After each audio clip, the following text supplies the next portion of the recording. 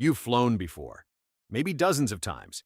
You've sat in that seat, felt the engines roar, watched the runway blur past the window, and felt the wheels leave the ground. And you still don't actually know how it happened. Be honest. Is it the engines pushing the plane up? Is it just speed? Does air pressure actually matter? Why does a plane even need a runway at all? And why does a 500-ton metal tube full of strangers and bad snacks fly, while a rock you throw goes up for half a second and comes straight back down? The answer is something you learned in school. You just forgot the weird part. Here's the simplest way to put it. Takeoff is the exact moment when one force beats another. Lift beats weight. That's it. But here's what almost everyone gets wrong. You are not being pushed into the sky. You are being pulled, sucked upward. The engines aren't yanking the plane off the ground. The wings are. And the wings are doing it in a way that feels almost like a trick. The engines are loud. They shake the whole plane. They scream down the runway, and your brain connects those sounds to, that's the thing making us fly. But the engines are only doing one job, pushing the plane forward, horizontal. That's all. A glider has 0 engines, no fuel, no thrust, nothing. And a glider can stay in the air for hours. So if a powerless plane can fly, then clearly the engine isn't what's keeping anything up. Engines fire, but the plane stays on the ground. Therefore, something else has to be responsible for the climb. That something is the shape of the wing.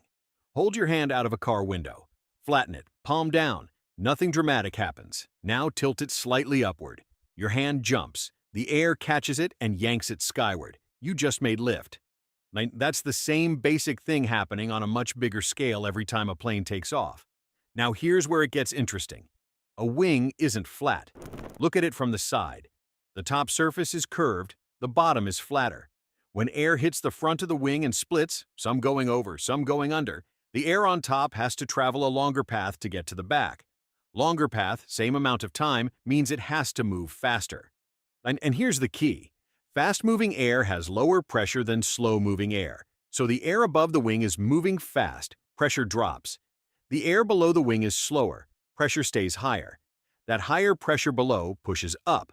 The lower pressure above pulls up, both at the same time. The wing doesn't fight gravity. It talks air into doing the work instead. Some engineers will also point out that the wing is angled slightly upward, so it deflects air downward. And by Newton's third law, the air pushes back up on the wing. Both explanations are real. It's a team effort between pressure and deflection, but the result is the same. The wing generates lift, and if that lift is stronger than the weight of the plane goes up. That's why turbulence feels like the floor dropping out from under you, because for a second the pressure balance broke and lift dipped. The plane isn't defying gravity, it's negotiating with air. But here's where it gets crazy.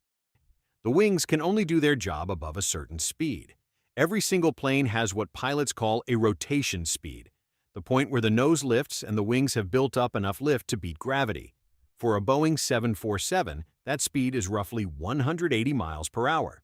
Below that, completely earthbound, no matter what. Above it, the laws of physics have no choice. And here's the part most people never think about. Pilots don't just guess that number. They calculate it fresh before every single flight. Law.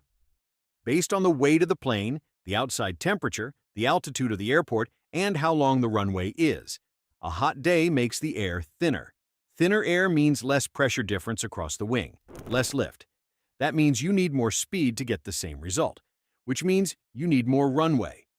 Denver Airport sits about a mile above sea level.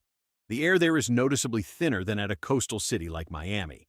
The same plane, same passengers, same cargo. It needs meaningfully more runway in Denver than in Miami just because of altitude. The plane isn't broken. The physics just changed. Now lift and thrust. People use these words like they mean the same thing. They don't. Thrust is horizontal. It's the forward push from the engines. Lift is vertical. It's the upward pull from the wings. They are completely separate forces doing completely different jobs. Think of it like a car and a ramp. The engine moves the car forward. The ramp's shape is what sends it upward. You can't swap those jobs. And here's a comparison that will stick with you. During cruise flight at 35,000 feet, the engines are barely working compared to takeoff. The plane is essentially gliding on lift efficiency, the way a bicycle rolls downhill without pedaling. The wings at that altitude, moving at around 575 miles per hour, are so good at their job that they almost make the engines irrelevant for maintaining altitude. And the engines are just keeping the speed up. The shape is doing the rest. That shape has a history. It's 1903, Kitty Hawk, North Carolina. Windy, cold, sand dunes everywhere. Orville and Wilbur Wright are about to attempt something hundreds of people had already failed at. But here's the difference. Every other engineer before them had focused on building more powerful engines. More thrust, more force, more brute power. The Wrights ignored that. They studied birds instead, specifically how birds twist and bend their wings mid-flight to stay balanced and steer. They called it wing warping. Every other inventor was asking, how do we push harder? But the Wrights asked, what shape does air actually respond to? Therefore, when they flew on December 17, 1903, they stayed in the air for 12 seconds.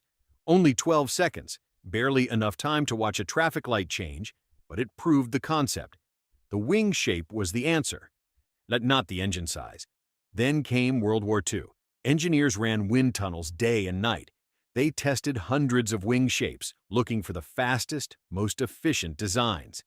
After the war, American engineers got access to German aeronautical research, including the swept wing design, the angled back V shape you see on almost every commercial plane today.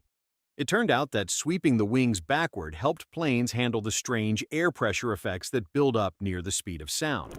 The shape you see every time you look out a plane window was born from birds, wartime tunnels, and decades of trial and error. And that same shape, that same principle, is hiding in things you encounter every single day. F1 racing cars use upside-down wings on the front and back, creating downforce, the opposite of lift, to push the tires into the track at 200 miles per hour. Without that, the car would float. Sailboat sails are shaped exactly like vertical wings. The wind curves around a sail the same way air curves over a wing, and that pressure difference is what drives the boat sideways through the water. And then the keel converts that sideways force into forward motion. Your shower curtain billowing inward when you turn on hot water? That's low pressure created by the fast-moving water pulling the curtain toward the spray. Same physics, tiny scale.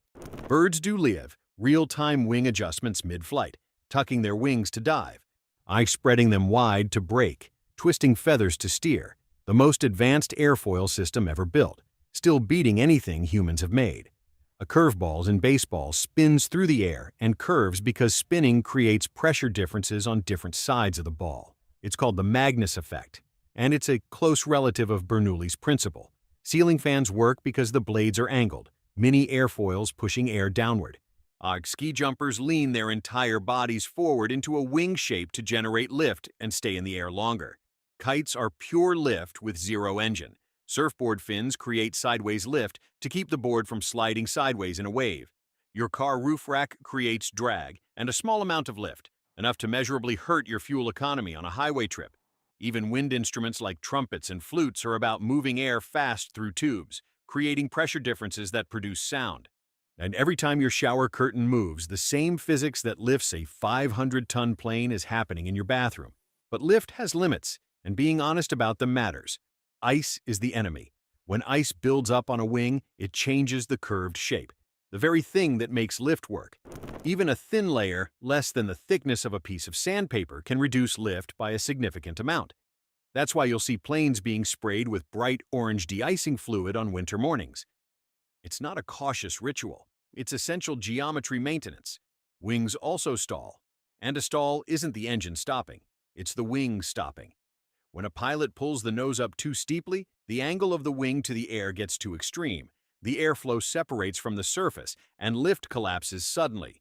Modern planes have sensors and computers that monitor this constantly and warn pilots before it happens. The physics doesn't care how experienced you are or how expensive the plane is. Each shape plus speed equals lift. Remove either one, and the negotiation with gravity ends. Takeoff isn't about power. It's about shape moving fast enough to make air do something remarkable. That curved surface, born from bird wings, refined through wars and wind tunnels, is the real reason you ever left the ground.